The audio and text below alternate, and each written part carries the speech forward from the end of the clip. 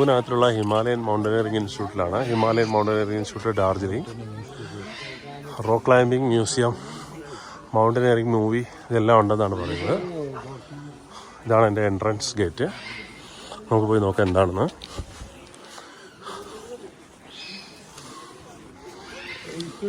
ഇതിലേക്കൂടെ adventure ആക്ടിവിറ്റീസിന് പങ്കെടുക്കാൻ വേണ്ടി നിൽക്കുകയാണ്. Tree top rope course. ഇതിനകത്തിൽ കൂടെ നമ്മളിങ്ങനെ പല സ്ഥലത്തും കാണുന്നൊരു അഡ്വഞ്ചർ സംഭവം തന്നെയാണ്. അതിൽ പോകാൻ വേണ്ടി കുട്ടികളെല്ലാം ഇങ്ങനെ വെയിറ്റ് ചെയ്യുന്നു.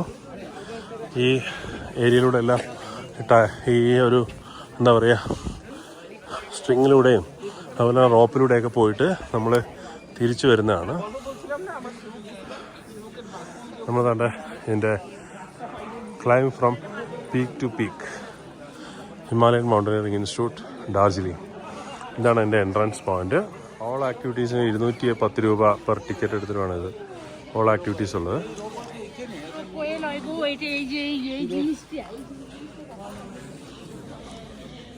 വെറൈറ്റഡ് ഏരിയ ആണെന്നാണ് പറയുന്നത്. ആൻഡ് നമ്മൾ മ്യൂസിയത്തിൻ്റെ ആ ഒരു ഏരിയയിലേക്ക് പോവാണ്. ഇവിടെ ഇങ്ങനെ ഒരു ഷോർട്ട് കട്ട് ഉണ്ട്.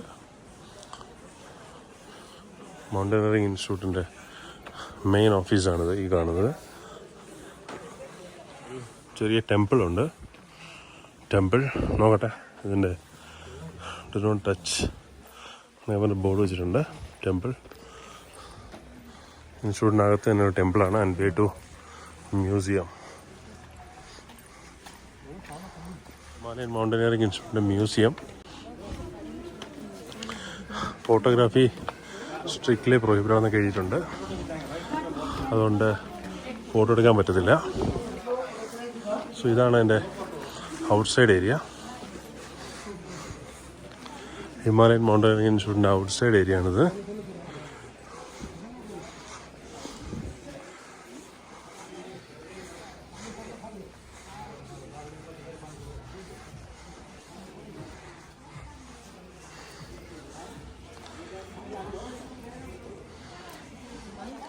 Edmund Hillary became the first man to climb Mount Everest. It was a victory of human endeavor.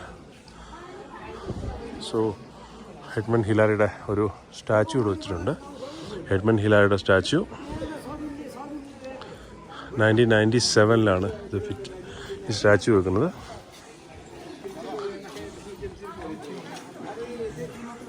So ഇവിടെ ഇങ്ങനെ ഒരു റെസ്റ്റോറൻറ്റും കാര്യങ്ങളൊക്കെ ഉണ്ട്.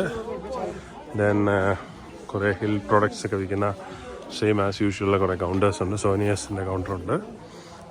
ആൻഡ് ഇതാണ് എഡ്മണ്ട് ഹിലാരിയുടെ ബോഡി അടക്കം ചെയ്തിരിക്കുന്ന സ്ഥലം. 1997 ജൂൺ മാസത്തിലാണ് അദ്ദേഹം നമ്മളെ വിട്ട് പോയത്.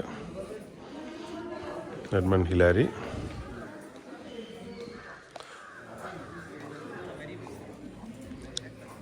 എഡ്മണ്ട് ഹിലാരി എന്ന് പറയുന്നത് ആക്ച്വലി അലോങ് വിത്ത് ടെൻസിങ് ആണ് നമ്മൾ ഇവിടെ നമ്മുടെ ഹിമാലയനിൽ പോകുന്നത്. 1953 മെയ് 29 അദ്ദേഹം ത്തിനുള്ള അംഗീകാരമായിട്ടാണ് എന്താ പറയുന്നത് ഈ ഒരു ഇൻസ്റ്റിറ്റ്യൂട്ട് തന്നെ സ്ഥാപിച്ചിരിക്കുന്നത്.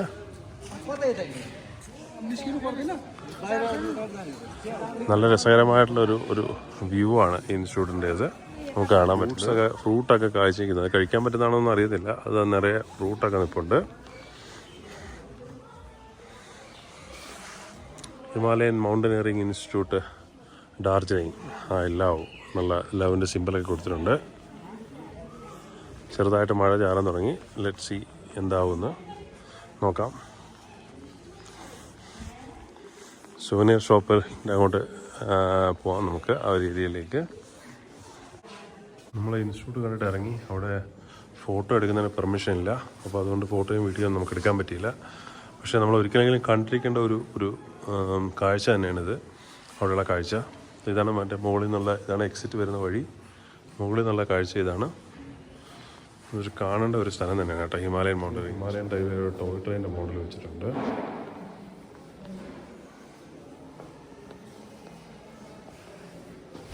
അവൻ്റെ ഫോട്ടോഗ്രാഫിയും വീഡിയോഗ്രാഫിയും അലൗഡ് അല്ല. അപ്പോൾ അതുകൊണ്ട് നമുക്ക് ഫോട്ടോ ഒന്നും എടുക്കാൻ പറ്റില്ല. നമ്മൾ വെളിയിലേക്ക് വരികയാണ്.